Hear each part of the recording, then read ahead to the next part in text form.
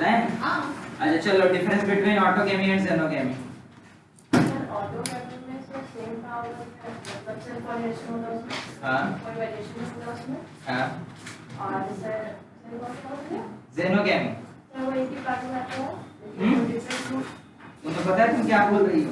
नहीं different flower in different plants, different flower in different plants. और कुछ होता है उसमें? सर सेम स्पीशीज होता आप उठ जाइए, आपसे पूछेंगे। नहीं सर आप पूछिए सर डिफरेंट वेरिएशन होता है। हाँ और और बोलो।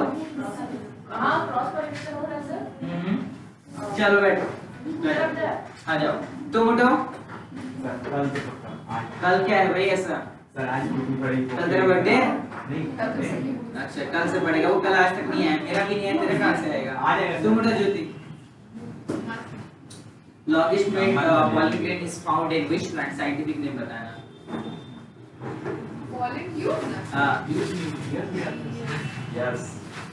वो जो जी है नीचे पानी बोलो साइंटिफिक नेम बताना। हाँ अच्छा उससे हाँ वो मेज बेस सर हाँ मेज साइंटिफिक नेम बताओ। आप उठो बाबू। Height of the flower of amorphophallus. 6 feet 6 feet है क्या? yes sir देखने दो तो। हाँ बैठो, सही जवाब। ठीक है बैठो। तुम उठो पीयूष। सर आज अब हाँ एब्सेंट है आप। तू यार दुनिया से एब्सेंट लगता है। तुम उठो। जिया में जैसा करने के बाद तुम उठो जी भाई साहब, उठो। एंटीबॉडी सेल्स किस साइड में रहते हैं? कौन सा? एंटीबॉडी सेल्स नाम सुने हो? चैलेंज क्या होता है? चला साइड का नाम होता है। कहाँ रहता है चैलेंज? आसमान में। चैलेंज किसका पार्ट है? इसका पार्ट। बोलो इंद्रियों से का पार्ट है चैलेंज। चैलेंज तो अभी बोला साइड है, तो पार्ट कहाँ से बना दिया तुम? मतलब पार्ट है उसका। पार्ट है कि साइड है?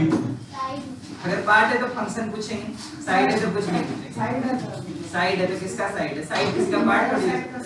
अभी नॉर्थ है तो नॉर्थ मेरा क्या पार्ट होता है? पूरा कंपास लेके घूम रहे क्या बॉडी में? ठीक है बोलो। चार्जा ओव्यूल का पार्ट है बच्चे, चार्जा ओव्यूल का पार्ट है, समझ में आया? चलो बैठ जाओ। ठीक है, तो हम लोग पोस्ट फर्टिलाइजेशन इवेंट्स पढ़ेंगे। फर्टिलाइजेशन तक पढ़ लिए थे हम लोग, टॉपिक क्या है? Post fertilization events.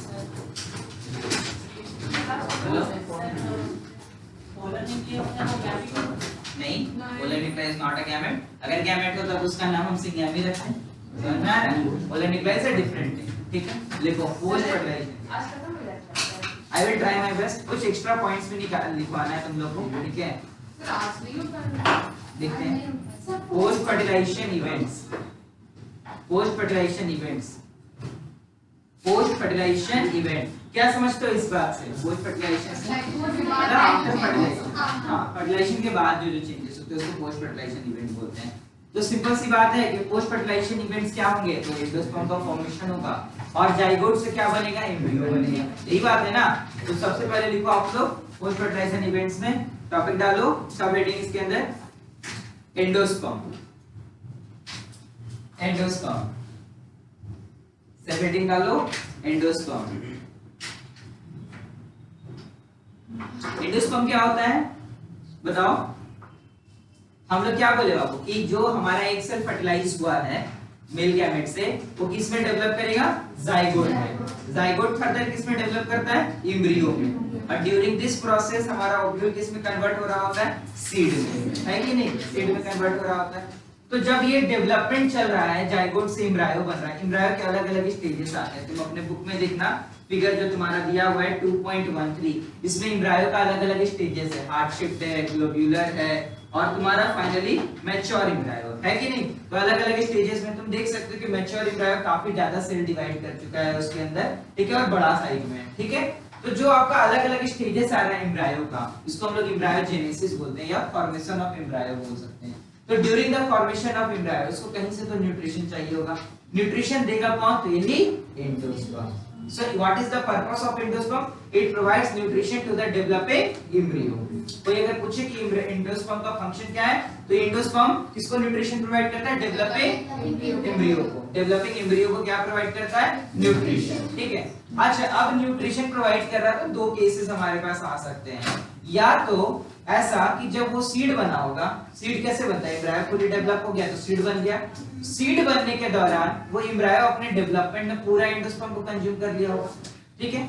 एंडोस्पर्म पूरा टोटली कंज्यूम्ड हो गया होगा ड्यूरिंग द एम्ब्रियो डेवलपमेंट, या तो कुछ परसिस्टेंट रह गया होगा। समझ में आ रहा है? तो दो तरह के सीड्स हमने पढ़ने हैं। एक एंडोस्पर्मस सीड है जिसको एल्ब्यूमिनस सीड्स बोलते हैं, और एक नॉन एंडोस्पर्मस सीड्स है जिसको हम लोग एक्स एल्ब्यूमिनस सीड्स भी बोलते हैं। समझ में आ रहा है? ध्यान देना। हम क्या बोले? एंडोस्पर्म क्या है? तो एंडोस्पर्म एक पार्टिकुलर टिश्यू है। एंडोस्पर्म कुछ और नहीं है, बस टिश्यू है। इसका पर्पस क्या है? इसका पर्पस है डेवलपिंग एम्ब्रियो को न्यूट्रिशन प्रोवाइड करना। ठीक है। ये जो एम्ब्रियो डेवलप कर रहा है उसको न्यूट्रिशन प्रोवाइड करता है। न्यूट्रिशन प्रोवाइड करेगा, यहां तक तो बात क्लियर हो गया। न्यूट्रिशन प्रोवाइड कर रहा है तो एम्ब्रियो जब डेवलप कर रहा है, हो सकता है वो डेवलपिंग एम्ब्रियो कंटेन टोटल जो आपका एंडोस्पर्म था उसको कंज्यूम कर जाए। हो सकता है ना ऐसा? जितना हमारे पास खाना था वो सारा वो इंसान खा गया, बोल सकते हैं ना हमारे, या कुछ रिमेनेट रह सकता है। तो एम्ब्रियो जब डेवलप कर रहा है तो हो सकता है उस दौरान वो एंडोस्पर्म को टोटली कंज्यूम कर जाए। ऐसे सीड्स को हम लोग बोलेंगे एल्ब्यूमिनस सीड्स या एंडोस्पर्मस सीड। ठीक है।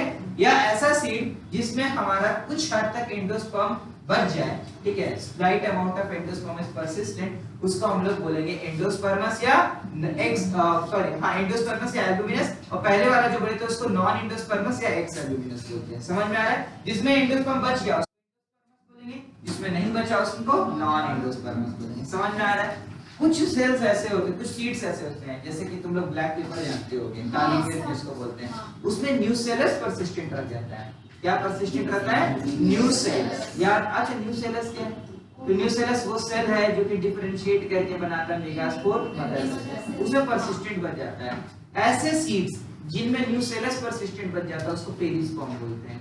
क्या बोलते हैं? Perisperm. So you will come across different sets of seeds like it would be albuminous, x albuminous और पेरिस्पर्म। तो पेरिस्पर्म क्या है? उसमें न्यूसेलस परसिस्टेंट है। एंडोस्पर्मस या एल्ब्यूमिनस में क्या होता है? एंडोस्पर्म परसिस्टेंट रहता है। नॉन एंडोस्पर्मस या एक्स एल्ब्यूमिनस में क्या रहता है? एंडोस्पर्म नहीं परसिस्टेंट रहता। समझ में आ रहा है? So you will find some this type of seeds. अच्छा, अब हम लोग बात करते हैं आखिर एंडोस्पर्म बनता कैसे होगा।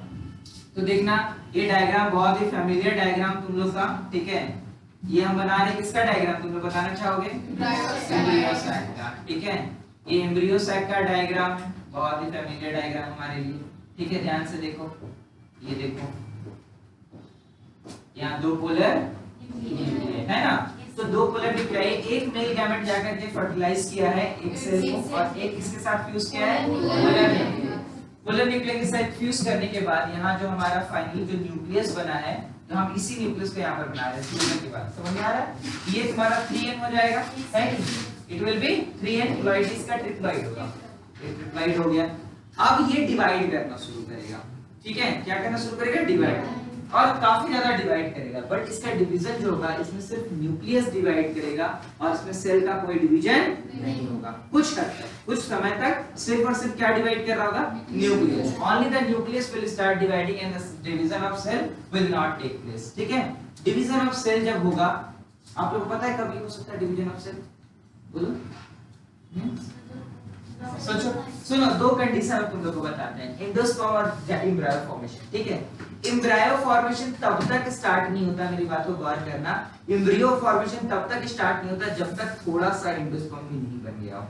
समझ में आ रहा है? Embryo formation starts only after a slight amount of endosperm is being formed. क्यों? थोड़ा सा एंडोस्पर्म बिना बने, जब तक थोड़ा सा भी नहीं बना तब तक एम्ब्रियो फॉर्मेशन स्टार्ट नहीं हो रहा है। क्यों बताओ? क्योंकि उसको न्यूट्रिशन चाहिए, और न्यूट्रिशन किससे मिलेगा? उसको एंडोस्पर्म से मिलेगा। तो इसका जो डिवीजन है दो पार्ट में हो रहा है। पहला पार्ट में क्या हो रहा है? सिर्फ और सिर्फ न्यूक्लियस डिवाइड कर रहा है, और साइटोप्लाज्म या सेल इसका डिवाइड नहीं कर रहा है।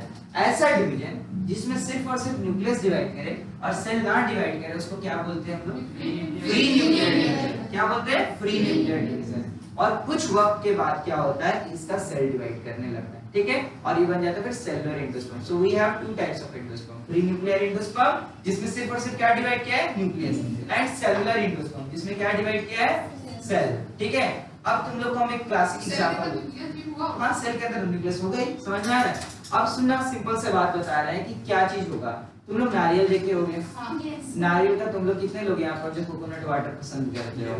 ठीक है, coconut water is free nuclear endosperm. Coconut water क्या है? उसके अंदर खाने लगता है उसके अंदर खाना वो सेलुलर एंडोस्पर्म होता है, ठीक है, वो जो व्हाइट पोर्शन जो बन जाता है ना, वो सेलुलर एंडोस्पर्म रहता है। हम लोग क्या बोलते हैं जब नारियल को बोलते हैं कि खराब हो गया, इसका मतलब उसके अंदर का एंडोस्पर्म देखना पूरा खत्म हो जाएगा, वो सीड बन जाएगा नारियल, ठीक है। नारियल क्या बन जाता है? सीड। आप लोग के घर में एक गड़ी आता होगा, गड़ी में क्या होता है? सेलुलर एंडोस्पर्म को सुखा दिया जाता है, समझ आ रहा है? उसको सीड बनने से पहले क्या करते हैं लोग? सुखा देते हैं, तो वो हार्ड हो जाता है कि नहीं?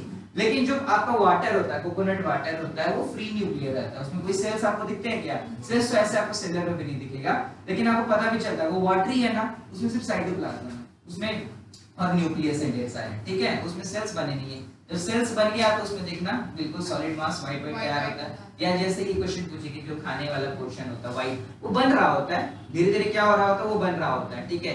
एक वक्त आता है जैसे कि तुम लोग देखते होगे जो हार्ड नारियल हो जाता है, ठीक है, उसमें तो पानी पूरा खत्म हो जाता है, पानी पूरा सूख गया। क्यों सूखा? क्योंकि सारा जो फ्री न्यूक्लियर एंडोस्पर्म वो किसमें कन्वर्ट हो गया? सेलुलर एंडोस्पर्म में। सवाल आता है, ठीक है, एंडोस्पर्म है क्या? तो तुम लोग जवाब दोगे एंडोस्पर्म क्या है? न्यूट्रिटिव टिश्यू है जो कि प्रोवाइड करता है nutrition to the developing embryo, ठीक है। अभी हम लोग बहुत अच्छा से मोनोकॉट्स के अंदर देखेंगे कैसे तुम्हारा ये एंडोस्पर्म दिखता है, ठीक है। उसके बाद दूसरा ये पूछता है कि एंडोस्पर्म का फंक्शन भी तो पता चल गया हमें, फिर दूसरा पूछता है कि एंडोस्पर्म बनता कैसे? तो एंडोस्पर्म बनता है, तुम लोग याद रखोगे, प्राइमरी एंडोस्पर्म सेल से। किससे बनता है? Primary endosperm cell. Primary endosperm cell कौन था? सेंट्रल सेल आफ्टर फर्टिलाइजेशन बना था प्राइमरी एंडोस्पर्म सेल, याद आ रहा है? और इसका जो न्यूक्लियस है वो polar nuclei, primary endosperm nucleus बनाया था ना, प्राइमरी एंडोस्पर्म न्यूक्लियस से बनता है, ठीक है। तो the cell of the endosperm is being formed by the primary endosperm cell. Primary endosperm cell किससे बना है? सेंट्रल सेल से। And the nucleus of the endosperm is being formed by the primary endosperm nucleus, जो कि बना किससे? Polar nuclei और male gamete fusion से, है कि नहीं? समझ में आ रहा है? तो यहाँ पर हुआ। उसके बाद क्या होगा कि हमारा एंडोस्पर्म का सेल तैयार है, उसका न्यूक्लियस तैयार है। न्यूक्लियस में होगा division and that division will not be followed by the division of cytoplasm. मतलब ऐसा डिवीजन होगा कि सिर्फ न्यूक्लियस डिवाइड कर रहा है, साइटोप्लाज्म डिवाइड नहीं कर रहा है। ऐसा डिवीजन जिसमें सिर्फ न्यूक्लियस डिवाइड करे या साइटोप्लाज्म डिवाइड ना करे, उसको हम लोग क्या बोलते हैं? Free nuclear division. After that free nuclear division हमारे पास तैयार आएगा होगा सेलुलर डिवीजन के लिए स्टेज, सेल डिवाइड करेंगे, ठीक है। एग्जांपल तुम लोगों को कोकोनट का, कोकोनट का जो वाटर होता है वो फ्री न्यूक्लियर साइड डिवीजन रहता है उसमें, और जो तुम्हारा ये रहता है स्प्लिंटर कोकोनट व्हाइटिश पोर्शन रहता है जिसको खाते हो तुम लोग, that is cellular endosperm, okay. कुछ सीड्स होते हैं जो कि अपने एम्ब्रायो के डेवलपमेंट के दौरान पूरा एंडोस्पर्म कंज्यूम कर जाएंगे, उनको हम लोग क्या बोलते हैं? बोलो, पूरा एंडोस्पर्म कंज्यूम कर लिए तो नॉन एंडोस्पर्मस या एक्स एल्ब्यूमिनस, ठीक है। एग्जांपल्स बहुत इंपॉर्टेंट है, इसके याद रखना। कुछ सीड्स होते हैं जो कि एंडोस्पर्म को कंज्यूम पूरी तरह से नहीं करते हैं एम्ब्रायो, उसको एंडोस्पर्मस या एल्ब्यूमिनस। और कुछ सीड्स होते हैं जिसमें न्यूक्लियस परसिस्टेंट रहता है, उनको हम लोग क्या बोलते हैं? पेरिस्पर्म। तो टॉपिक डालो एंडोस्पर्म, हो गया? देखो, it is a tissue which provides, it is a tissue which provides nutrition to the, या nourishment to the, जो भी तुम लोगों को पसंद है word, which provides nutrition to the, which provides nutrition to the developing, which provides nutrition to the developing embryo, which provides nutrition to the developing embryo, हो गया? developing embryo। अगला पॉइंट लिखो इसका, इसमें हम लोग क्या बात की? एंडोस्पर्म का फंक्शन भी बात कर लिए इसमें, ठीक है। अगला पॉइंट लिखो, the cell of the endosperm is formed by the of endosperm, the cell of the endosperm is formed by the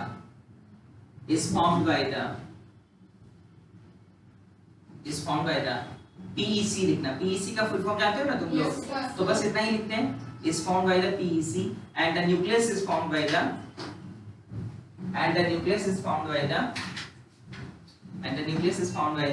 PEN, हो गया? And nucleus is formed by the PEN, हो गया? लिखो अगला पॉइंट, PEN undergoes, PEN क्या है? Primary endosperm nucleus. What is the ploidy of PEN? Reploid, याद रहेगा ना? ठीक है, लिखो PEN undergoes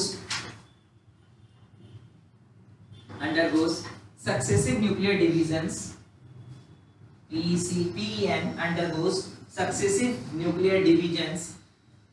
PEN undergoes successive nuclear divisions. PEN undergoes successive nuclear divisions. Okay, which is not followed by the division of cytoplasm. ठीक है, division of cytoplasm, which is not followed by the division of cytoplasm. हो गया, लिखो this stage produces, ये free nuclear division हो रहा है ना, तो जो एंडोस्पर्म बनेगा उसको फ्री न्यूक्लियर एंडोस्पर्म बोलेंगे. ठीक है, this stage produces free nuclear endosperm. This stage produces free nuclear endosperm. हो गया, आगे लिखो later on. हाँ, later on मतलब कुछ वक्त के बाद. ठीक है, later on cell wall formation occurs.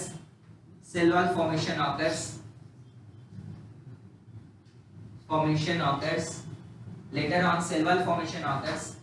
Comma देखिए कितना, cytoplasm divides. Okay, कॉमा देखिए लिखो cytoplasm divides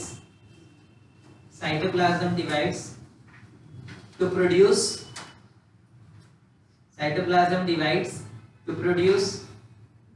क्या, कौन सा एंडोस्पर्म बनेगा बताओ? अभी तो फ्री न्यूक्लियर बना था, अब कौन सा बनेगा? Cellular endosperm. देखो सेलुलर एंडोस्पर्म.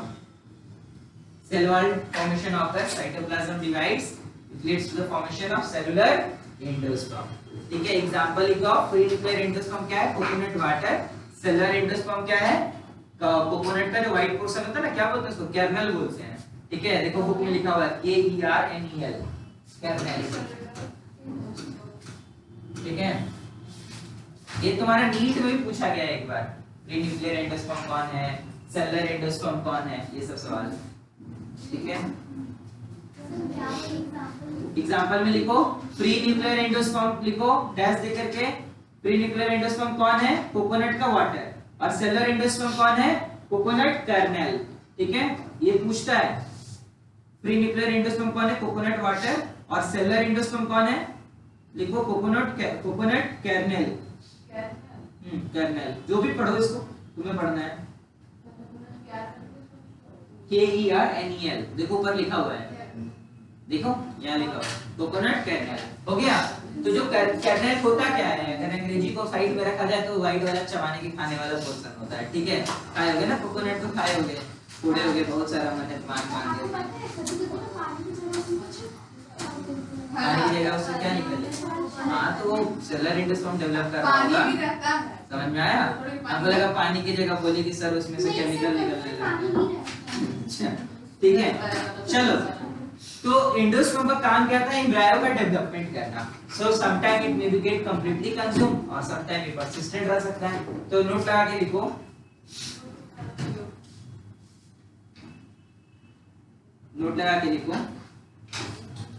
लिखो इसमें लिखो नॉन एंडोस्पर्मस सीड्स, उसके बारे में हम लोग लिखेंगे.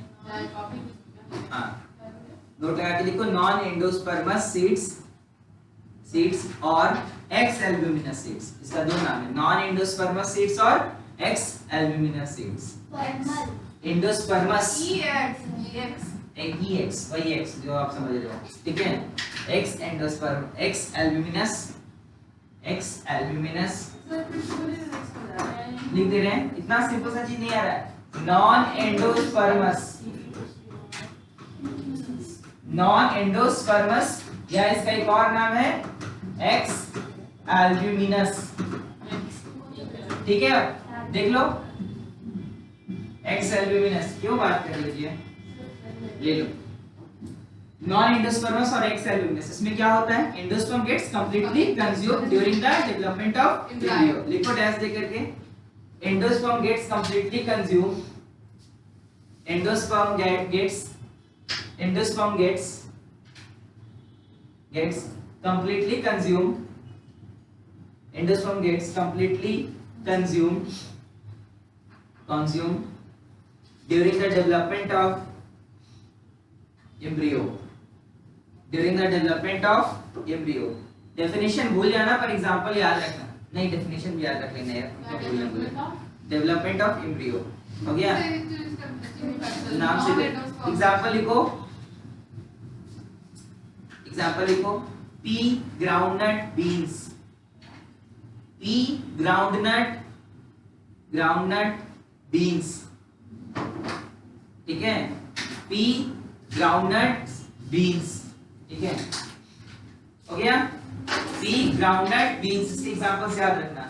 आगे लिखो, एंडोस्पर्मस और ex albuminous seeds, sorry endosperms और एल्ब्यूमिनस सीड्स, बस ये हटा के ये लिखो, ठीक है, अब सही है, एंडोस्पर्मस और एल्ब्यूमिनस सीड्स, एंडोस्पर्मस और एल्ब्यूमिनस सीड्स, हो गया। लिखो इसमें, it retains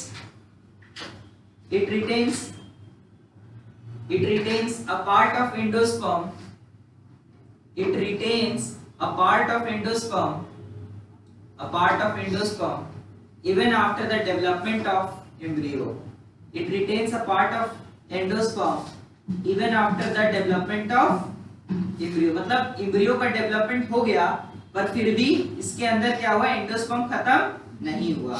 एग्जांपल लिखो, डेवलपमेंट ऑफ सीड और डेवलपमेंट ऑफ एम्ब्रियो, हो गया।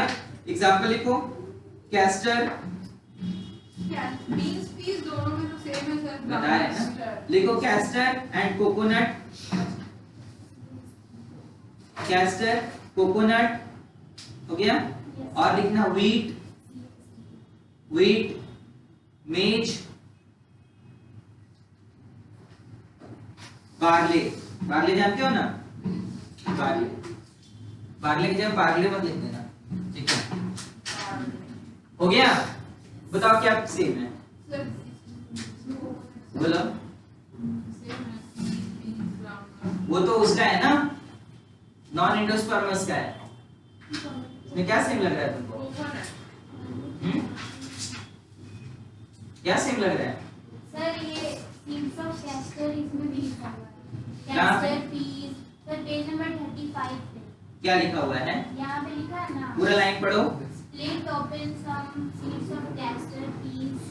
अरे भाई वो तुम्हारा एक्सपेरिमेंट दिया हुआ है, ये तोड़ के देखो। सर ये तीनों तो बाकी उसका है ना, हाँ, और ये वो देखो, वो दो लाइन में डेफिनेशन और एग्जांपल दिया है, नीचे करके देखने बोला है कि स्प्लिट तोड़ के देखिए, अंदर ऐसा दिखेगा। उसको पता है कि बच्चे नहीं करने वाले, पता तो उन्हें है नहीं कि बीन किसको बोलते हैं और पी किसको बोलते हैं। पता है। हाँ बड़ा पता है, दो साइंटिफिक नेम पूछ देंगे, यही बेहोश हो जाओगे। चलो बताओ, Pusa sem two Pusa sem three किसको बोलते हैं? ठीक है, हो गया कल्याण।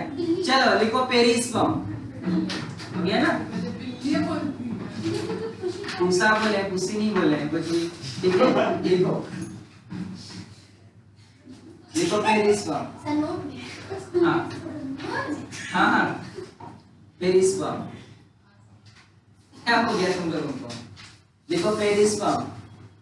पेरिस्पर्म में क्या होता है बोलिए, क्या परसिस्टेंट रहता है? न्यूसेलस। लिखो पेरिस्पर्म में, लिखो लिखो, रुके हुए हैं, कहाँ रुके बता दो एक बार। लिखो पेरिस्पर्म में a part of nucellus remains persistent। क्या टॉपिक है क्या? हाँ यार लिखो, a part of nucellus, nucellus लिखना, न्यूक्लियस मत लिख देना जहाँ रोज जाते हो। a part of nucellus remains persistent, persistent। देखो होना क्या चाहिए था कि एम्ब्रियो सैक बन गया तो न्यूसेलस का रहने का कोई ऑब्जेक्टिव बचता है क्या? नहीं, लेकिन इसमें रह जा रहा है सीड बनने के बाद भी। a part of nucellus remains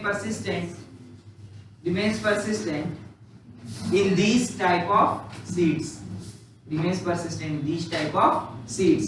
example लिख लो, ब्लैक पेपर, एग्जांपल लिखो ब्लैक पेपर, ठीक है, black pepper comma black pepper and beet लिख लेना। बीट जानते हो ना, बीट खाए होगे लाल लाल, क्या बोलते हैं? हाँ लिखो ब्लैक पेपर एंड बीट, ठीक है, बीट हो गया। सो बीट, हाँ बीट नहीं होता सलाद में खाए हुए हम लोग, रेड कलर का रहता है, ऐसा ही कलर होता है, ठीक है, ऐसा ही कलर का रहता है, बहुत वाहियात लगता है खाने में, ठीक है, अच्छी चीजें वाहियात। चलो हमें तो अच्छा नहीं लग रहा, हलवा क्या अच्छा लगेगा, ठीक है। तो भाई साहब हम लोग बात क्या क्या की, हम लोग एंडोस्पर्म के बारे में पूरा बात किए। एंडोस्पर्म क्या है, तो ये न्यूट्रिशन देता है डेवलपिंग एम्ब्रियो। ये क्या करता है, ये प्राइमरी एंडोस्पर्म न्यूक्लियस से डेवलप होता है और प्राइमरी एंडोस्पर्म न्यूक्लियस इसका न्यूक्लियस बनाता है। पहला स्टेज है इसका फ्री न्यूक्लियर स्टेज है, जिसमें ये न्यूक्लियस का सिर्फ डिवीजन होगा, साइटोप्लाज्म का डिवीजन नहीं होगा। फ्री न्यूक्लियर एंडोस्पर्म बनता है, जिसका एग्जांपल हमने बोला कोकोनट का वाटर। उसके बाद साइटोप्लाज्म डिवाइड करता है, सेल वॉल का फॉर्मेशन होता है, it leads to the cellular endosperm, example हमने बोला कोकोनट कैन है, हां कि ना। उसके बाद हमने बोला कि तीन तरह के सीड्स हमने देखे हैं।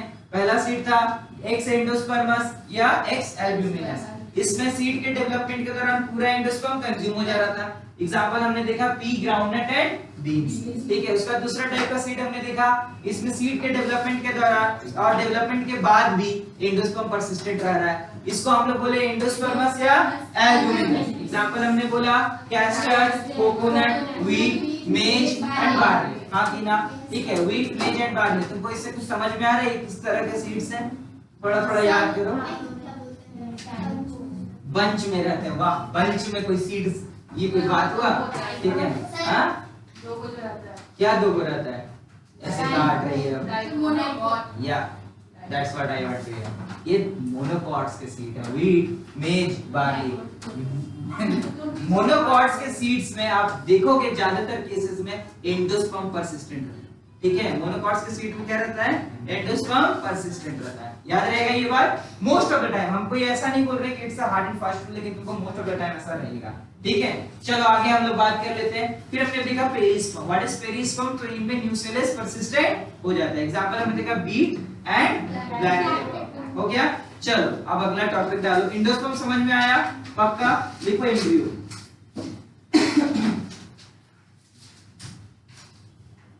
क्या लिखे सर? एम्ब्रियो, एम्ब्रियो हो गया। व्हाट इज एम्ब्रियो, बोलो पूजा, व्हाट इज एम्ब्रियो, क्या, we will come to that point, first what is embryo, wait a minute,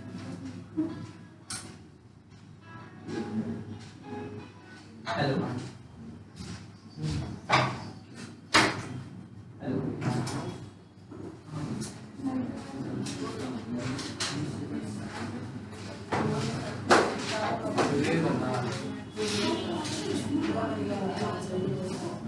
नहीं पता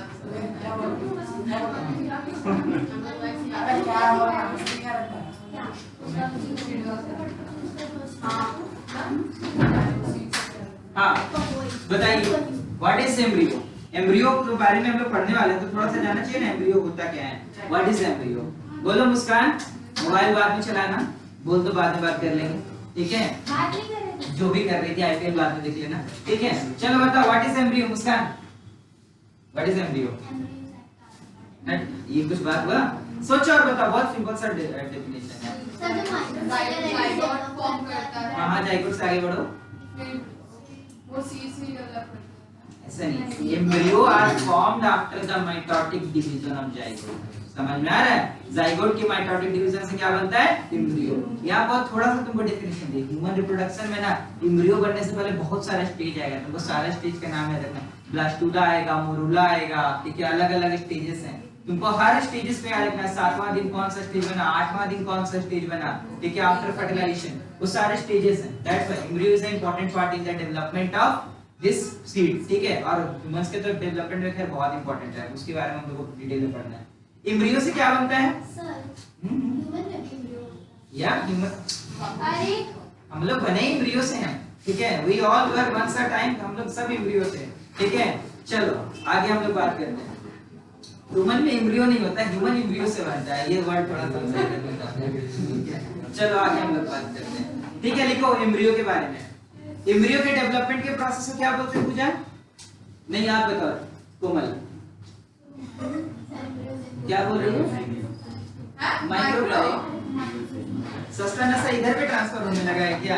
हाँ तुम बताओ छोटी ज्योति, रुको छोटी ज्योति तुम बताओ बाबू, नहीं बता, बताओ साक्षी, हाँ आयुष, एम्ब्रियोजेनेसिस, एम्ब्रियोजेनी क्या होता है? हाँ एम्ब्रियोजेनेसिस, कुछ भी बोल देना, मतलब बक देना है ये, मतलब कुछ भी आए चाहे ना आए, ठीक है। बचपन में क्लास 10 में भाईवा देने जाते थे ना, तो आंसर नहीं आता था, कुछ भी एकदम मंत्र पढ़ के आ जाते थे, इंग्लिश लिखते थे, मास्टर को क्या खाक बुझाने वाला है, बीच में जवाब बोल देगा। 11th में जब केमिस्ट्री का एग्जाम आता था, केमिकल बॉन्डिंग मेरे को समझ में प्रॉपर्ली नहीं आता पहला यूनिट टेस्ट में, तो आया था किसी चीज का हाइब्रिडाइजेशन के बारे में, हम हाइब्रिडाइजेशन पूरा पेज छाप दिए थे जाकर के वहां पे, ठीक है। कहीं से भी आंसर करेक्ट खोज के निकाले, मेरा मास्टर और मुझसे था, हमको बुलवा करके बोला खोजो कहां से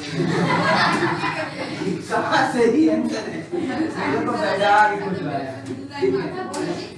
हां बिल्कुल हम खोज उस समय पढ़ लिए थे, हमको पता था मेरे साथ ये होने वाला है। सर हम लिखने 2 लाइन में देख आए। हां ये बताइए, ठीक है। चलो हम लोग लिखते हैं एम्ब्रायो के बारे में, लिखो इट डेवलप्स बाय द कौन सा डिवीजन से डेवलप होगा? माइटोटिक। लिखो it develops by the meiotic, कोई बोलता है ना उठा के फेंक देते हैं सबसे। It develops by the mitotic division, it develops by the, सब हंस रहा है पता नहीं क्यों, it develops by the mitotic division of zygote, it develops by the mitotic division of zygote, ठीक है। यहाँ संजय सर को बोलते हैं कि एक छोटा सा हल्का सा, बहुत हल्का सा करंट का झटका देने वाला मशीन सबके सीट के पर लगा दीजिए, जो गलती करेगा सीट नंबर दबाएंगे और उसके जोर का झटका बहुत जोर से लगना चाहिए, ठीक है। चलो आगे लिखो, एम्ब्रायो डेवलप्स एट द, इसके बारे में थोड़ा सा पढ़ाना है इसके बाद सुनना, ठीक है। हाँ embryo develops at the micropylar end of the, embryo develops at the micropylar end of the embryo sac। अब एक बहुत आसान सा सवाल है मेरे मन में, कौन इसका आंसर करेगा? बहुत आसान सवाल है, हाथ उठाओ कौन आंसर करेगा? हाथ उठाओ कौन कौन आंसर कर सकता है, और ट्राई करते हैं, आसान सवाल है मन में, ठीक है। कौन कौन हाथ उठा रहा है? हाथ उठाओ प्लीज, ठीक है। चल भाई साहब पीछे, क्या नाम है? अच्छा पीछे जो लोग हाथ उठाए थे वही लोग से पूछ लेते हैं। तुम बताओ वर्षा कि माइक्रोपाइल पर ही क्यों डेवलप कर रहा है? Why not it is developing in cell unit? आप बताओ। माइक्रोपाइल कवर नहीं करता है, देखो उससे पॉलन ट्यूब निकलता है कि उसमें घुसता है, पहले ये बताओ तुम कंफर्म हो? हां ठीक है, चलो आगे बताओ। पॉलन ट्यूब का घुसने से क्या लेना देना है एम्ब्रायो के डेवलपमेंट का? बताओ, बोलो आयुष। अच्छा आयुष तो बता देगा, तू बता वर्षा। हम नहीं बता दे, पॉलन ट्यूब इंटर करता है माइक्रोपाइल से, इससे एम्ब्रियो के डेवलपमेंट का क्या लेना देना है? हां आप रुक जाइए, आपको पता है, मेरे को पता है, चेहरा सही तो लग रहा है, पता नहीं सही है कि नहीं, लेकिन पता नहीं सर सही है। बोलो माइक्रोपाइल, माइक्रोपाइल में बहुत बड़ा जगह होता है, एम्ब्रियो को पसंद होता है, ठीक है। क्या है रीजन? तुम बताओ लवली, तुम बात में चला लेना, बताओ why my embryo develops at the micropyle. It's a logical question, ठीक है, बहुत इजी। आई थिंक अगर इसका कोई इजी क्वेश्चन नीट में है ना, मैंने नीट का नाम चेंज कर देना है, ठीक है, नेशनल इजी एलिजिबिलिटी टेस्ट कर देना है, ठीक है। बोलो ज्योति, छोटी ज्योति आप बताओ माइक्रोपाइल पे क्यों? अब आप बोलो बोलो। फर्टिलाइजेशन वहीं पे होता है, सोचो। अरे सही बात है, फर्टिलाइजेशन तो माइक्रोपाइलर एंड में ही हुआ ना, माइक्रोपाइलर एंड में ही तो फर्टिलाइजेशन हुआ, तो माइक्रोपाइल में ही डेवलप होगा, समझ में आ रहा है? That's why development of embryo sac, embryo starts at the micropyle, समझ में आ रहा है? चलो हाँ सही है, ठीक है। एम्ब्रियो का डेवलपमेंट के कुछ कुछ स्टेजेस हैं, ठीक है, ध्यान से देखो। सबसे पहले देखना जाइगोट बना हुआ है, देखना इमेज देखो, हमको बनाने का मन नहीं कर रहा, आप लोग इमेज देखो ध्यान से, ठीक है। देखो उसको इमेज देखने को इधर देख लियो, उधर देख लियो यार, ठीक है, इधर देखो इमेज, सबका सिंसियरिटी है ना? फिगर 2.13 में देखना, सबसे पहले जाइगोट 1 सेल का तुमको दिख रहा होगा, दिख रहा है? देखो 1 सेल, एम्ब्रायो sac को मत देखो, उसके बगल में देखना, ठीक है, छोटा सा 1 सेल का है, उसमें देखो डिवीजन में और 2 सेल का हो गया है कि नहीं? तो मतलब एम्ब्रियो जाइगोट में क्या शुरू हुआ है? डिवीजन शुरू हुआ है कि नहीं? डिवीजन के बाद देखो, इसके बाद एक एम्ब्रियो बना है जिसका नाम है ग्लोब्यूलर एम्ब्रियो, ठीक है।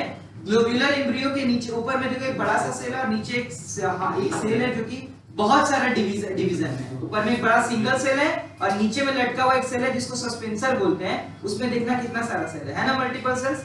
अब वो जो सेल है उसमें और डिवीजन हो रहा है और ऊपर वाला सेल छोटा होते जा रहा है, आपको दिख रहा होगा। डिवीजन होकर के ये कुछ ऐसा हार्ट शेप बना रहा है कि नहीं, हार्ट शेप बनाया। और उसके बाद देखना ये जो ऊपर में देखो ये सस्पेंसर वाला नेक के पास में आ गया है ना, सस्पेंसर कहां पे आ गया है, नेक के पास में। और हार्ट शेप्ड एम्ब्रियो के बाद देखो फाइनली मैच्योर एम्ब्रियो बना है। मैच्योर एम्ब्रियो में देखो तुम्हें दो कॉटिलेडन्स दिख रहा है। सस्पेंसर तो नेक को ही ना बोल रहा है। सस्पेंसर नेक को बोल रहा है, ये यहाँ पर था पहले, जो ग्लोब्यूल नीचे तुमको दिख रहा है ना, ये यहाँ पर था, वो ऊपर शिफ्ट होकर के नीचे नेक बना दे रहा है जिसको सस्पेंसर हम लोग नाम दिए, ठीक है। ये नीचे देखना जो हार्ट है ना, ये आपका दो पार्ट बना रहा है, ये आपको दिख रहा है। What is it forming? It is forming two seed lips. Seed lips को क्या बोलते हैं? कॉटिलेडन्स। ये किस एम्ब्रियो का डेवलपमेंट को इंडिकेट कर रहा है, आप बता सकते हो? डाइकॉट एम्ब्रियो का, ठीक है। ये किस एम्ब्रियो का डेवलपमेंट को इंडिकेट कर रहा है? डाइकॉट एम्ब्रियो का। आप ध्यान से देखो, सबसे पहले जाइगोट सिंगल सेल था, जाइगोट में सेल डिवीजन हुआ, जाइगोट कितना हुआ? बाइसेल्ड हो गया। दो सेल का हो गया ना, टू सेल्ड हो गया। उसमें और डिवीजन्स पे एक ग्लोबुलर एम्ब्रियो बना जो कि आप देख सकते हो सेप ग्लोब्यूल्स के जैसा है कि नहीं। नीचे एक बड़ा सा गदा के जैसा लटका हुआ है, ऊपर में भी बड़ा पोर्शन है। नीचे वाले पोर्शन में बहुत सारे सेल्स तुमको नजर आ रहे होंगे। देखो यहाँ पे न्यूक्लियस, अच्छा हाँ इसमें न्यूक्लियस नहीं है, न्यूक्लियस होता भी है लेकिन इसमें क्लियर भी है, टिकनोटिक न्यूक्लियस होता है, ठीक है। आगे देखो यहाँ पर न्यूक्लियस है ना, आगे देखना ये जो आपका सेल बना है इसमें हार्ट जैसा सेल बना रहा है, इसलिए इसका नाम क्या पड़ा? Heart shape. कुछ एक्स्ट्रा मटेरियल तुम लोग पढ़ोगे तो एक मिनट रुकना, कुछ एक्स्ट्रा मटेरियल पढ़ोगे तो हर एम्ब्रियो के स्टेजेस के बारे में बहुत कुछ लिखा हुआ है, इनके बुक वगैरह में देख लेना, but we don't have to discuss about it. पहला स्टेजेस क्या याद रखोगे? एम्ब्रायोजेनेसिस का स्टेजेस पूछता है, तो सबसे पहले आता है जाइगोट। जाइगोट से क्या बनता है? Globular embryo.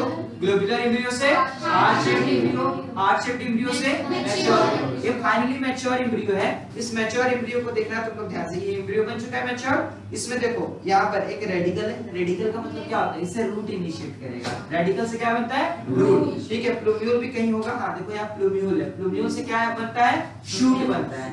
और ये कॉटिलेडन्स है, कॉटिलेडन्स तुम लोग जानते हो सीड लीफ को बोलते हैं। तुम लोग चना को देखो तो दो भाग में बढ़ जाता है, समझ में आ रहा है? ये दो कॉटिलेडन्स इसमें हमें साफ-साफ नजर आ रहे हैं। दैट मींस ये कौन से सीड का ये एम्ब्रायोजेनेसिस दिखाया गया है? डाइकॉट सीड का। समझ में आ रहा है? Dicot, monocot, I think you are well understood with all this. समझ में आ रहा है? तुमको ये पूरे डायग्राम्स अच्छे से याद होने हैं, ठीक है। ये डायग्राम्स इंपॉर्टेंट है, बोलो। सर ग्लोब्यूलर एम्ब्रियोइड में ये नहीं होता है सस्पेंशन है, तो ये है सस्पेंसर जो कि यहाँ पर दिखाया ना तुम्हें नेक में, ये यहीं का सेल डिवाइड करके नेक बना देता है। समझ में आ रहा है? ये जो नीचे तुम्हें लटका हुआ दिख रहा है यही तुम्हारा है, समझ में आ रहा है? ये ऊपर में आ जाता है, ठीक है। और कुछ इसमें पूछना है किसी को? एम्ब्रायो का डेवलपमेंट कैसे होगा? जाइगोट का सेल डिवीजन होगा, कैसा डिवीजन होगा? माइटोटिक डिवीजन होगा। अलग-अलग तरह का एम्ब्रायो होता है, ठीक है। ये हम लोग पार्टिकुलर टिपिकली एंजियोस्पर्मिक एम्ब्रायो के बारे में बात कर रहे हैं। इसमें देखना जाइगोट डिवाइड करके क्या बना है? Globular embryo. ग्लोब्यूलर एम्ब्रियो से क्या बना? हार्ट शेप, और हार्ट शेप से फाइनली मैच्योर। मैच्योर एम्ब्रियो थोड़ा इसके जैसा दिख रहा है क्या? हां सर, देखो मैच कर रहा है कि नहीं कर रहा है? यहाँ पर देखो दो कॉटिलेडन्स तुम्हें नजर आ रहे होंगे, है कि नहीं? और यहाँ पर भी दो कॉटिलेडन्स तुम्हें नजर आ रहे हैं, ठीक है। हम एम्ब्रियो के बारे में थोड़ा सा पढ़ते हैं, देखना है। आप अपना बुक मेरा बुक रिजाइन कर देंगे। ले जाना, कोई दिक्कत नहीं, पर हम पढ़ाएंगे कैसे? बहुत सारी चीजें इसमें लिखा हुआ है जो कोई याद नहीं रहता, ठीक है। कोई तो वजह होगा बुक लेकर के आने का, ठीक है। ले जाना, कोई दिक्कत नहीं है। चलो आगे हम लोग बात करते हैं, ठीक है। देखो क्या लिखता है? एम्ब्रायोजेनिक, जो तुम बोली थी वही चीज यहाँ पे लिखा हुआ है। एम्ब्रायोजेनेसिस इसको क्लियरली बोलते हैं, ठीक है। तो तुक्का मारती हमको पता है। Are similar in both monocots and dicots. Monocots और डाइकॉट्स दोनों में एम्ब्रायोजेनेसिस के स्टेप्स क्या है? हां ठीक है, नहीं मारती, एक बार मारी, ठीक है। मोनोकॉट्स और डाइकॉट्स में एम्ब्रायोजेनेसिस के स्टेप्स क्या है? सेम है। अब आप मेरे को बताओ एम्ब्रायोजेनेसिस के स्टेप्स क्या है? पहले जाइगोट, जाइगोट से क्या बनेगा?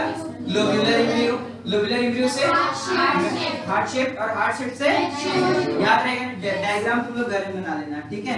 अब आप लोग आगे आ जाओ। एम्ब्रायोजेनेसिस के बाद टिपिकल डाइकॉट एम्ब्रायो, इससे तुम्हारा बहुत सारा सवाल आता है, ठीक है। एम्ब्रायोजेनेसिस में सबसे ज्यादा सवाल डाइकॉट, और एक डायग्राम तुम्हारा दिया हुआ है, डायग्राम 2.14, और पीछे के पेज में आ जाए एक मेज के सीट का डायग्राम दिया हुआ नजर आ रहा होगा तुम लोगों को, दिख रहा है? ये जो ए लिखा हुआ है उसमें ये वाला डायग्राम देखो, दिख रहा है? मेज का सीट का डायग्राम सबको मिला? दिस वन, ये वाला दिखा?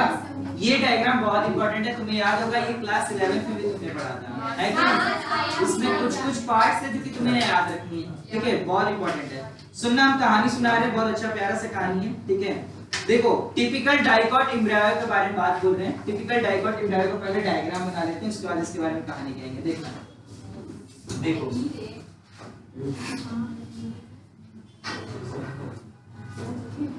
क्यों बात कर रहे हो तुम लोग?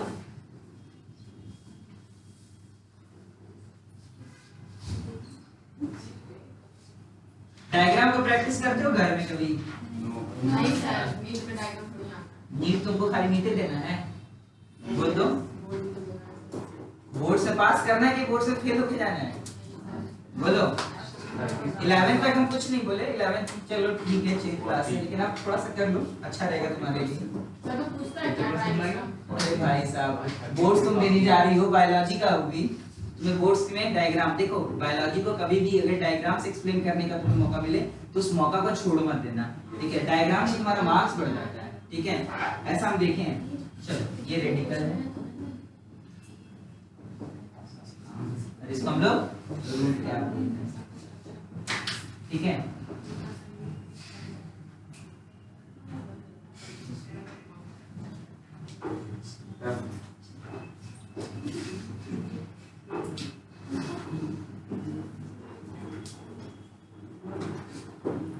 देखना ध्यान से, हम दो रीजन में इसको डिवाइड कर रहे हैं बाबू।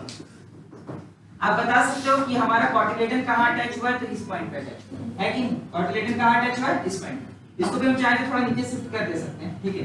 कॉटिलेडन की अटैचमेंट जहां पे हो रही है उस पॉइंट से ऊपर के रीजन को हम लोग बोलते हैं एपिकॉटिल। क्या बोलते हैं? एपिकॉटिल, ठीक है।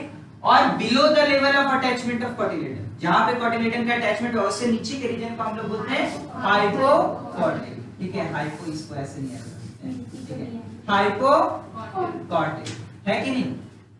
Above the region of attachment of cotyledons is the region called epicotyl and below the region of attachment of cotyledons is the region called hypo. Hypo का मतलब वैसे भी below होता है, तुम लोग पढ़े होंगे। epi का मतलब above होता है, हम लोग epi हाइड्रोफिली पढ़ लिए, हम लोग पढ़े ना, हाइपो हाइड्रोफिली पढ़े, हम लोग हाइपोथैलेमस पढ़े। हाइपो का मतलब क्या होता है? below। तो below the level of attachment of cotyledons is hypocotyl and above में क्या है? epicotyl. Epicotyl contains a region that is known as plumule. एपिकॉटिल क्या करता है? एक रीजन कंटेन करता है जिसको हम लोग क्या बोलते हैं? Plumule. This plumule give rise to the future shoot. इससे क्या आएगा? शूट बनेगा। शूट में क्या क्या आता है? बोलो। स्टेम, लीव्स, फ्लावर्स, फ्रूट्स, ये सब क्या आता है? शूट आता है, ठीक है। और ये जो तुम्हारा रेडिकल है, this will give the root and radicle is covered by a tender structure that is known as root cap. याद है रूट कैप जो हमारा प्रेजेंट होता था? So this is the structure of a typical dicot embryo, जो कि बहुत ही easy है, ठीक है। इसमें सिंपल ऐसे गोल गोल बना देना है, दो cotyledons दिखा देना है। But the difficulty arises when you have to draw the structure of a monocot embryo. इसमें और कुछ तो है नहीं। देखो आपका plumule है, plumule क्या बनाएगा? फ्यूचर शूट बनाएगा, रेडिकल रूट बनाएगा, एपिकॉटिल हाइपोकॉटिल दो रीजंस हैं और रूट रेडिकल और रूट कैप है कि नहीं? आगे हम लोग बात करते हैं, हम लोग बात कर रहे हैं मोनोकॉट के एम्ब्रियो के बारे में, ठीक है। ध्यान से देखना, इसमें देखना इसका हम लोग फिर अलग से स्ट्रक्चर भी बनाएंगे, ठीक है। ये मेरे को लग रहा है ना कोई योद्धा है जो कि ऐसे अपना ढाल लेकर गया, पड़ा हुआ है, ऐसे करो जितना वार करना है, ठीक है। ध्यान से देखना। Have you ever gone to any historical place? कोई भी? Yes. कहाँ गए? हाँ? महाराष्ट्र में कहाँ गए? कहाँ पता सर, बचपन में गए थे। याद नहीं है।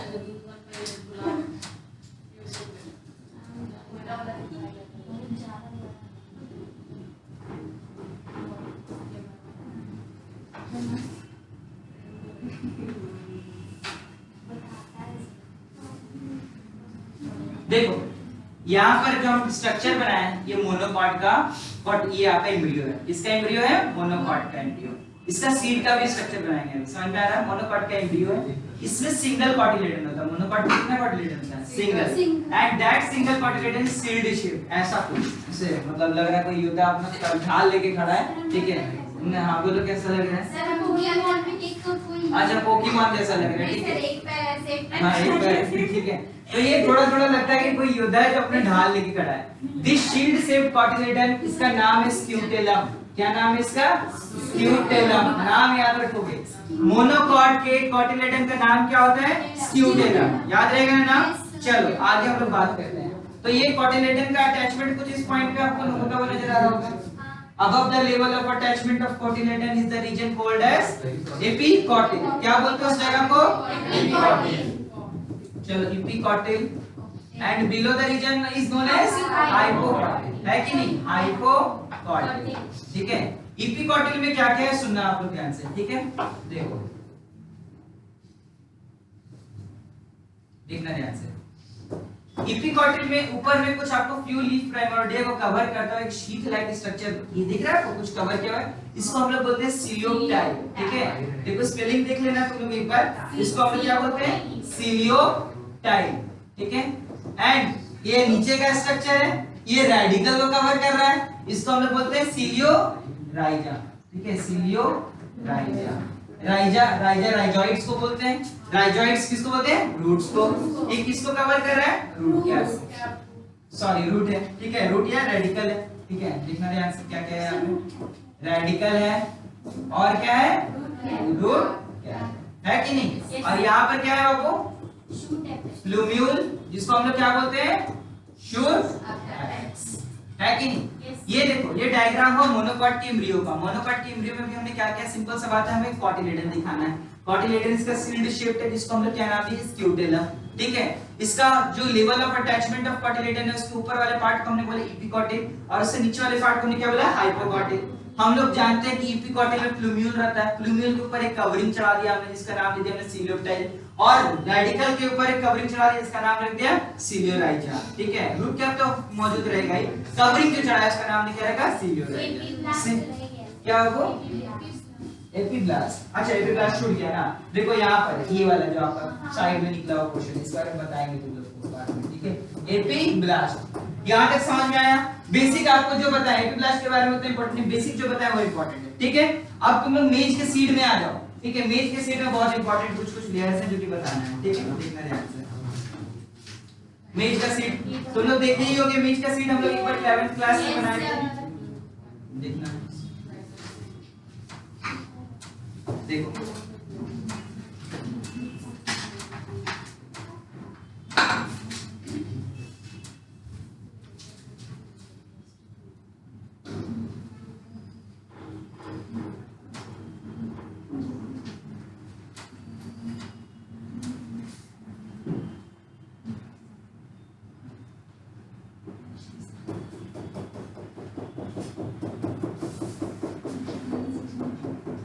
इंपॉर्टेंट है ये डायग्राम, ठीक ना? ध्यान से देखिए।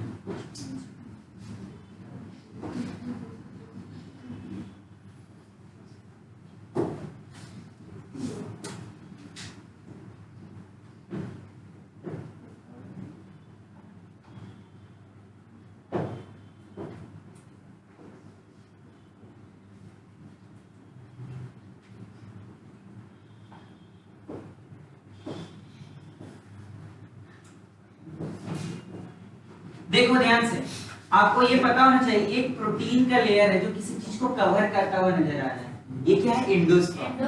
क्या है? एंडोस्पर्म। हमने पढ़ाया था कि मेज के सीड में एंडोस्पर्म क्या रह जाता है? परसिस्टेंट। क्या आपको यहाँ परसिस्टेंट एंडोस्पर्म नजर आ रहा है? इसको कवर कर रहा है एक प्रोटीन का लेयर, जिसका नाम क्या है? Aleurone layer. आप लोग में से कोई मुझे एल्यूरोप्लास्ट के बारे में कुछ बताना चाहेगा? बताओ।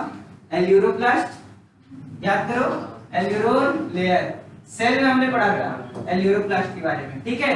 तो देखो एंडोस्पर्म को कौन कवर कर रहा है? Aleurone layer. It is a protein rich layer.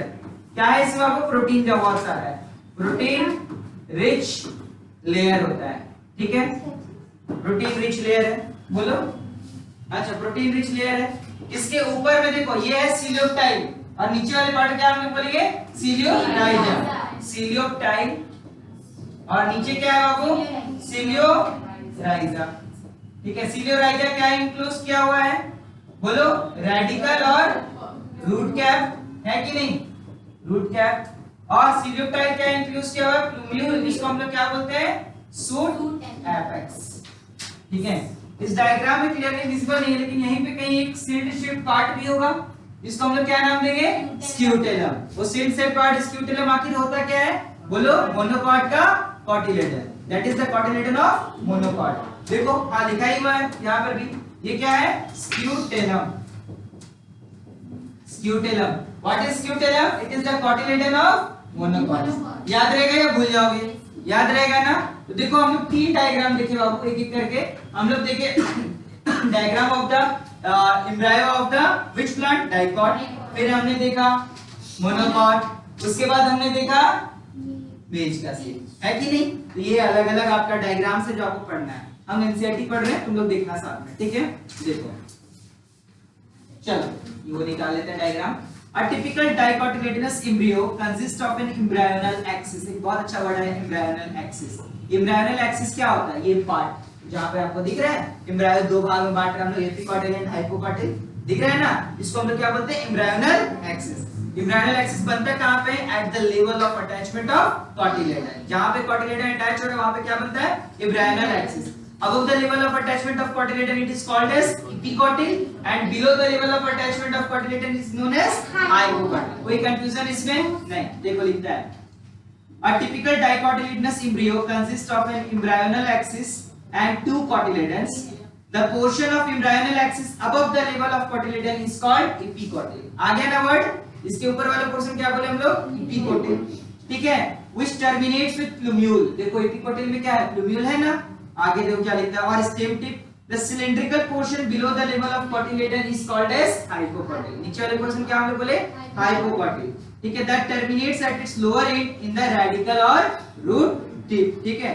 the root tip is covered with the root cap, है कि नहीं? पूरा ये डायग्राम समझ में आया? हमने क्या बोला था? एम्ब्रायोनल एक्सिस के ऊपर वाला पार्ट जहां पे कॉटिलेडन अटैच है उसके ऊपर का पार्ट क्या बोलेंगे? एपिकोटिल। नीचे का पार्ट हाइपोकॉटिल। एपिकोटिल में क्या मौजूद है? प्लूम्यूल। हाइपोकॉटिल में क्या मौजूद है? रेडिकल, है कि नहीं? यही तो बात लिखा हुआ है। आगे देखो, embryo of monocotyledons possesses only one cotyledon। Monocot के पास कितने कॉटिलेडन है? 1। और उस कॉटिलेडन का नाम क्या है? बोलो। स्क्यूटेलम। शेप क्या है? Shield shape. कौन सा शेप होता है? Shield shape. देखो लिखता है in the grass family the cotyledon is called scutellum। grass family किस फैमिली को बोलते हैं? मोनोकॉट की फैमिली को, ठीक है? याद रखना, इस तरह सवाल घुमा के पूछेगा what is the name of the cotyledon of grass family। तुम्हारा दिमाग घूम जाएगा, grass तो कौन सा फैमिली होता है? तो तुमको याद रखना उसे क्या हम लोग बोलते हैं? scutellum, ठीक है? चलो आगे हम लोग बात करते हैं, ठीक है? देखो लिखता है the scutellum that is situated towards one side of the embryonal axis at its lower end the embryonal axis has the radical and root cap enclosed in undifferentiated sheath called coelurhiza। coelurhiza क्या है? undifferentiated sheath है। undifferentiated sheath का मतलब undifferentiated covering है, ठीक है? the portion of embryonal axis above the level of attachment of scutellum is called epicotyl। Scutellum क्या है? कॉटिलेडन। और इसके ऊपर का जो लेवल है मतलब above the level of attachment of cotyledon उसको क्या बोलते हैं? epicotyl। epicotyl में क्या मौजूद है? coelurhiza। आगे देखो क्या लिखता है? epicotyl has shoot apex and few leaf primordia। epicotyl में क्या है? shoot apex है। प्लूम्यूल को क्या बोले? shoot apex और few leaf primordia। what are leaf primordia? बोलो। लीफ प्राइमोर्डिया क्या होता है? ये वो सेल्स हैं जिनसे लीफ डेवलप करेगा, ठीक है? ये वो मतलब किसको बोल सकते हैं? प्रोजेनाइटर सेल्स इसको बोलते हैं ना। प्रोजेनाइटर सेल्स मतलब तो जो सेल्स कोई नया सेल्स बना सकते हैं आगे जाकर के, वैसे सेल्स, ठीक है? ये आपके फ्यू लीफ प्राइमोर्डिया मौजूद है। और देखो क्या लिखा है? enclosed in a hollow foliar structure called as coelurhiza। तो देखो तुमसे पूछता है coelurhiza क्या है? तो undifferentiated sheath, ठीक है? coelurhiza क्या है? hollow foliar structure है। foliar मतलब leaf like structure होता है, समझा ना? coelurhiza क्या है? undifferentiated sheath। coelurhiza क्या है? hollow foliar structure, ठीक है? coelurhiza क्या क्या enclose कर रहा है? shoot apex enclose कर रहा है और leaf primordia enclose कर रहा है। primordia क्या काम है? वो आगे जाकर के क्या बनाएगा? leaf बनाएगा। पक्का ये समझ में आया? सीड हम लोग जो क्या वो लीफ प्राइमोर्डिया आगे जाकर के लीफ बनाएगा। सीड में तुम लोग देखो तो इसमें हम लोग एंडोस्पर्मस, नॉन एंडोस्पर्मस और तुम्हारे पेरिस्पर्म ये पढ़ रखे हैं। बोलो क्या? इसमें हम लोग ये पढ़ लिए ना? एंडोस्पर्मस सीड पढ़ लिए, नॉन एंडोस्पर्मस सीड पढ़ लिए और पेरिस्पर्म। थोड़ा सा बात है डोरमेंसी के बारे में। डोरमेंसी क्या होता है? What is dormancy? I think I have discussed it. बहुत अच्छे से डिस्कस किए थे। बोलो बोलो तुम तो पढ़े थे ना? ये एब्सेंट थे सर? पढ़े थे तो बताइए। कल तेरा नंबर है, अगर तू कल एब्सेंट हुआ देख लियो। मतलब से जो रुकता था ना सब ग्रोथ का। हाँ क्यों रुकता है? क्यों रुकता है? कौन कौन बता सकते हो? हाथ उठाओ, ठीक है? और कुछ इसके बारे में अच्छा एक्सप्लेन किए, और कुछ बताओ आयुष, कुछ जानते हो डॉर्मेंसी के बारे में? जानते तो हो, बोल नहीं पा रहे हो। और अगर मतलब वो फेवरेबल कंडीशन मिल जाए तो फिर वो जर्मिनेट कर लेता है। मान लो, ठीक है, हाँ, बोलो गिबरलिंस का कोई रोल नहीं है, एफसीसी एसिड वगैरह का, ठीक है।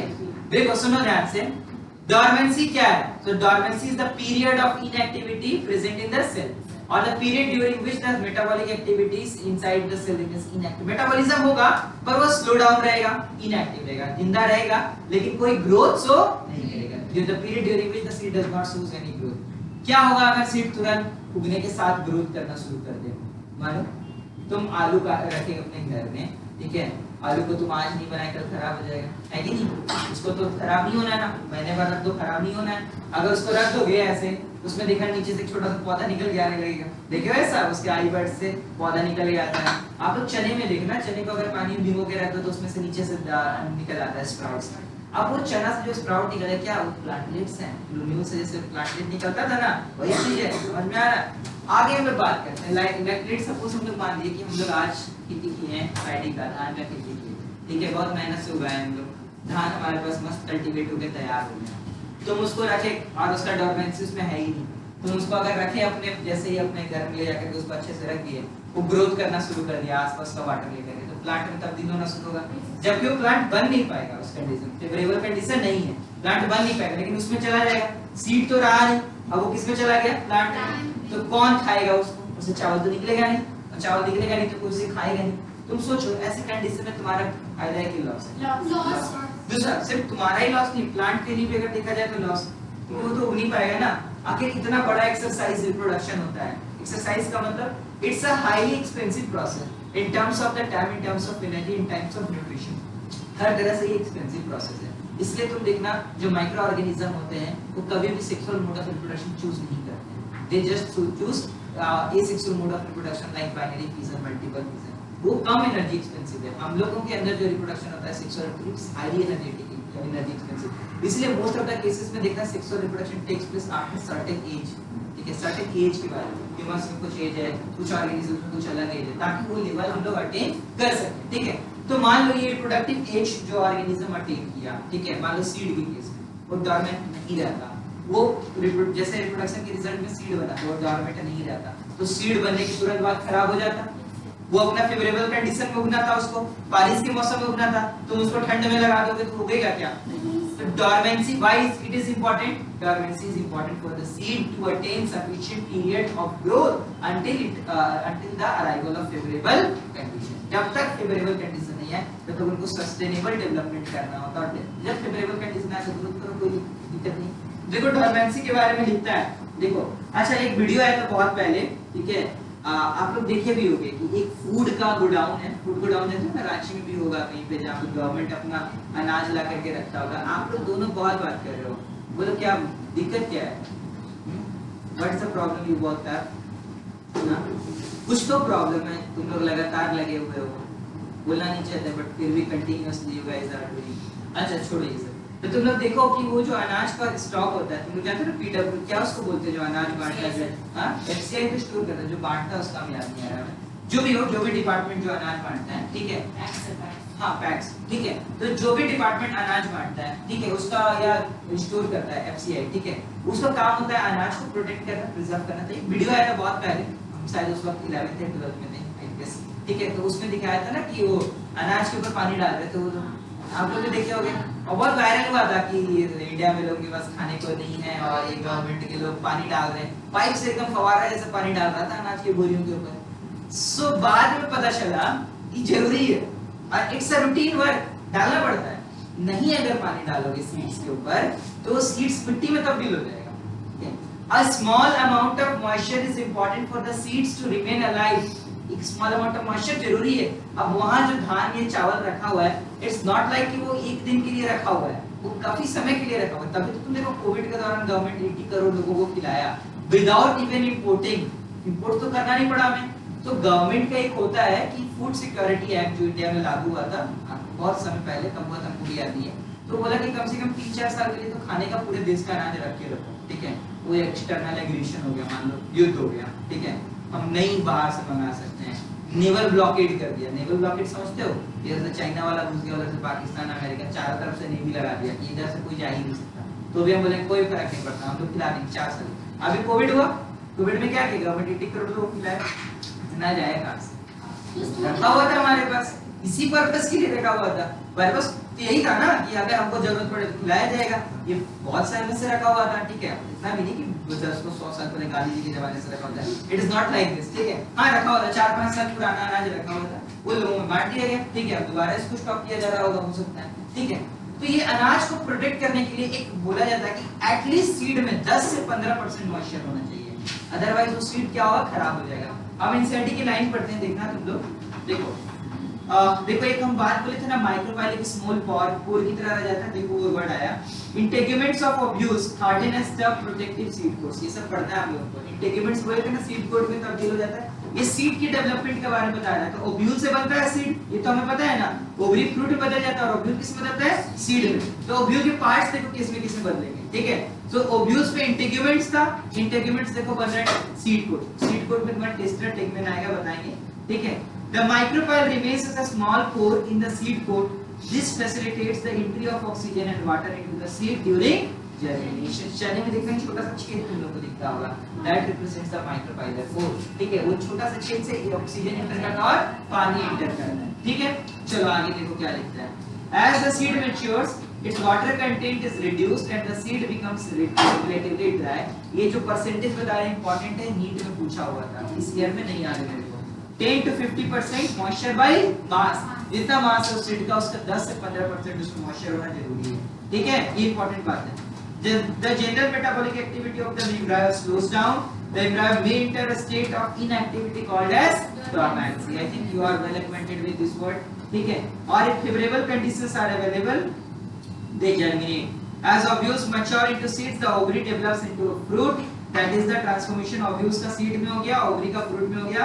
Wall of ovary develops into the wall of fruit called as pericarp. And you know pericarp को हम लोग 3 पार्ट में डिवाइड किए थे, मेसोकार्प, एंडोकार्प और क्या था एक, बोलो, एक्टोकार्प नहीं, कुछ और था, याद नहीं है, चलो ठीक है। तो हम लोग बात, हाँ epicarp, yes epicarp, mesocarp, endocarp and epicarp, ठीक है। तो पेरिकार्प का 3 पार्ट हम लोग बात किए थे ना।